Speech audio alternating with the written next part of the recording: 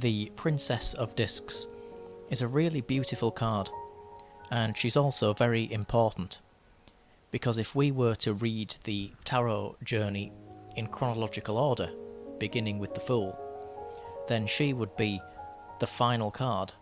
And so as the court cards usually find their energy descending down into the next suit, here we would actually begin the cycle again, find ourselves back where we had started out from.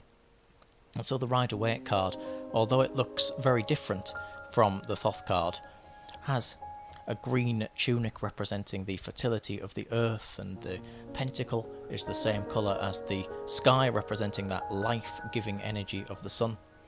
And the character also wears this red headscarf. This is all about the heart and the passion of it. And also, rather importantly here, brings us back to the Fool card, the Rider-Waite version shown here, of whom has upon his headdress a red feather. And so we have there a connection and a recycling, a starting again. This card represents Earth of Earth, and so it's very much centred within that body of the Earth, and on purely an aesthetic level it can mean, of course, that our princess here is very physically beautiful. It genuinely is a striking looking card as well. A lot of people reading Thoth feel quite drawn to this card. And of course also the Earth is a pregnant and fertile Earth. It literally gives birth to the plants and the trees, and even to us. It's our Mother Earth. And even more metaphysically than that, it could be seen that the Earth contains within it all of the building blocks of carbon and, atoms and everything to actually make the natural world. And so she, of whom we can actually see is pregnant herself upon this card, carries within her the energy of life. And if we look on the Tree of Life, she's Malkuth. And so, of course, here as well, it would contain within it all of the energies of the Sephiroth from above it. They've all descended down into the world of kingdom, and it's in Isaiah, the world of making. And so it shows a very rooted and grounded princess. And it makes us understand that we're looking at a spiritual journey, and yet we inhabit a physical body, and so we have to see a balance in everything in our lives. If we hadn't have been born in the first place into these forms that we are, we wouldn't have been able to set out on a journey of spiritual enlightenment, or in fact any type of journey, in the first place. That she is in Malkuth here, and also contains within her all of the seeds of life, shows that she is witnessing, or having within her, all of the potential of creation at once.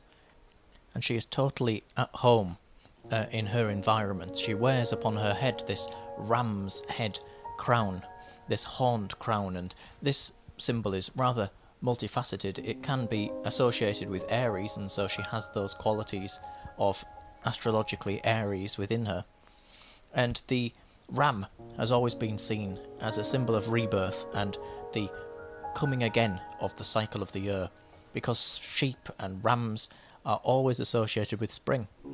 In fact, that festival of Imbolc, of which happens on the 1st of spring, it's celebrated on the 1st of February, actually means ewe's milk, and it refers to the pregnancy of the ewes and the milk and the birth of the new sheep, and with it, symbolically, the new year. The ram is also kept and treasured by the goddess Brigid, of whom it is associated with that Imbolc festival, and she is a goddess of fertility and motherhood, as well as domesticated animals, and so our Princess of Discs could in some way actually represent something like the goddess Brigid, and indeed she is a very strong and powerful character. Again, the ram's horns, the ram being seen sometimes as a more masculine image because they fight for dominance and so on, and we see it with Cernunnos and Pan. And so it shows that, as well as a loving and nurturing mother, she is strong. She finds herself in an environment where she would stand up for what is right, and if we see her and interact with her, then we would leave feeling very inspired and enlivened both spiritually and physically. The horns also show that she is symbiotically at one with nature, so she doesn't feel separate from the natural world. She understands it deeply, and she is part of the natural world, and so that can also be what those horns represent, as well as the trees behind her. She is in union with them, and we can actually see the roots of the trees, suggesting that they have a long and ancient story, and they are deeply rooted in that Mother Earth, and of course they reach upwards towards the sky in a union with the as above and so below, the sky and the earth. She holds this staff within her hands, and it's pointing downwards in the direction, of course, of Malkuth on the Tree of Life. And the tip of her staff, or her spear, is a diamond. And we've seen this symbol many times in the Thoth tarot. It usually represents the building blocks of life, so things like carbon atoms and electrons and all the things, the frequencies and vibrations that actually make up what we see as the physical world. We imagine them as being little crystalline structures of energy, all clumping together and actually taking form into whatever it is that we see around us as existing. The diamond can also sometimes represent Kether right at the top of the Tree of Life, that divine spark of life, the thing of which actually gave us consciousness, gave us life in the first place, that union with God, as we've seen. And so that she's bringing this down, and it looks like it's actually shining forth into the earth, so it's reflecting the light from the sky. And so this is bringing down the energy and the purity of Kether down into the world. And so this, of course, suggests that everything in the world has that light within it, that the world, the body of the earth, is literally impregnated with the breath of life from a divine source.